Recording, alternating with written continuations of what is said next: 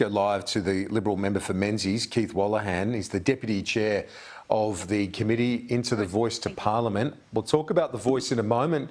Keith Wolohan, let's start with this, the big issue of the day, the big story of the day, the RBA deciding to hike rates once again. How's that going to be received by your constituents in Menzies?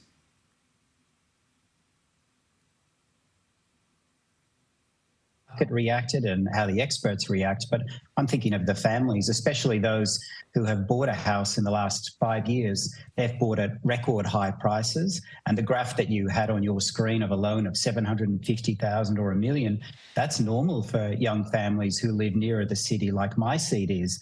And so when you look at the total increase that they have to pay compared to a year ago, it's $20,000 extra you've got to find a year for a $750,000 loan, or $25,000 for $1 million loan, which are quite normal, and double that because that's what you need for actual wages to pay for an after-tax payment for your mortgage. And people just don't have that kind of money lying around.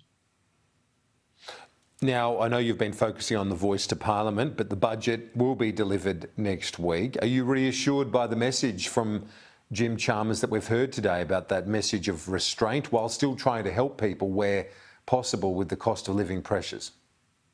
I'll judge the Treasurer on his actions rather than his words, and I think that's what Australians will do too. So we'll be watching the budget very carefully to see that the Treasurer, through fiscal policy, is doing everything that he can to bring inflation down, because that's what the RBA is trying to do.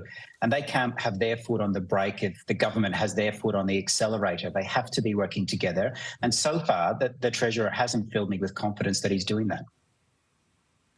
Let's look at the issue of the Voice. You asked Noel Pearson at yesterday's hearing of the committee, the Joint Standing Committee on the Voice to Parliament, you asked him whether he's willing to consider or be open to the change of words proposed by Father Frank Brennan, where it would remove a reference to a voice making representations to executive government and replace it with ministers of state. Noel Pearson doesn't appear willing to budge. Should the committee be recommending such?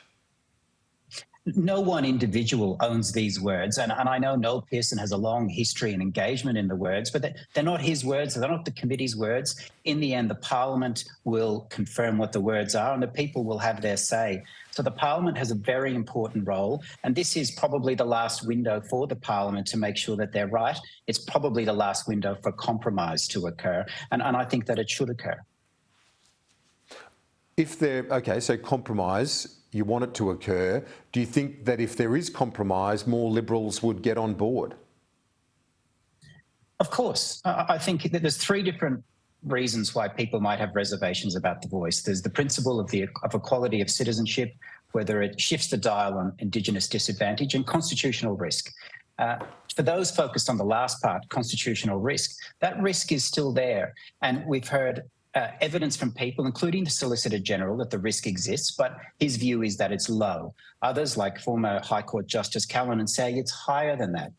Our job, when we're looking at the Constitution, is to defer to any reduction in risk. And if we can do that by making the words tighter, and I think that can occur in a way that doesn't interfere in the intent of the process, then of course we should take that. And I think by doing that, you probably bring more people, not just in the Parliament, but in the community, from no to yes. And why wouldn't you take that?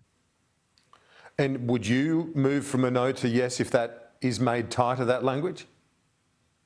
I'll have a look at it. I have personal concerns about the principle of equality of citizenship, but I've also committed to my electorate that whatever people vote, whether it's yes, no, or maybe, I respect their right to do that, because I get one vote and they get one vote. So it's important that we all respect each other in that process. But my primary concerns are in constitutional risk. So if there is modification of that, I'd look at that seriously, but I'll wait and see if that occurs.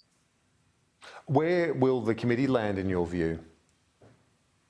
It's hard to tell. I mean, there was a lot of the expert witnesses who have had a long history in the drafting of the words were quite determined to defend every word, and they pushed hard on that. So I'm not filled with a lot of confidence that there will be compromise from the government, but I think there was serious evidence of risk, and you can have a different view about whether it's unlikely or likely, but it's there. And if there's a way for the wording to be tightened, I think the government should take it. And I hope that they're open to compromise, but we'll see if that happens.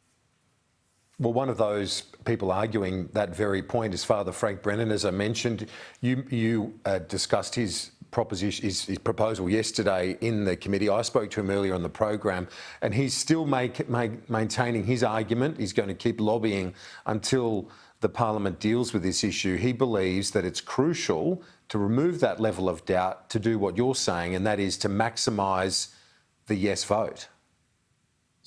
And there's various different ways to assess the risk or to reduce the risk. Julie and Lisa proposed a model at the Press Club which involved removing Clause 2. Frank Brennan's one is more tighter. Uphold and Recognise had a way to deal with it with other provisions into the Constitution, like Section 75. There's many different ways you could reduce the risk. And I think for the advocates of the yes case, they're saying to Australians, this is a modest proposal and there's nothing to worry about. And I think there is some suspicion on the public and certainly from members of the coalition that this is not a modest proposal and it does have serious risks. So if it truly is modest, well then I think the government should demonstrate that by winding the wording back just a little bit. Member for Menzies, Keith Wolohan, thanks for your time. Appreciate it. My pleasure. Thank you.